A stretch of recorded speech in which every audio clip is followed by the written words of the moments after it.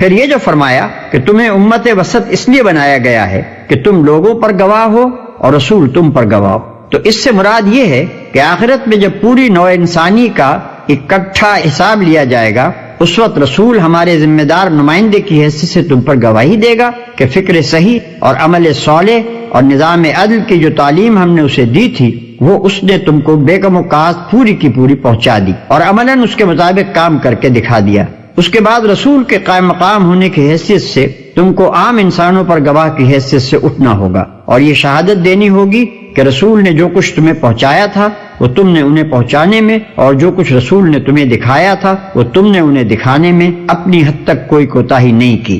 اس طرح کسی شخص یا گروہ کا اس دنیا میں خدا کی طرف سے گواہی کے منصب پر معمور ہونا ہی در حقیقت اس کا امامت اور پیشوائی کے مقام پر سرفراز کیا جانا ہے۔ اس میں جہاں فضیلت اور سرفرازی ہے وہیں ذمہ داری کا بہت بڑا بار بھی ہے۔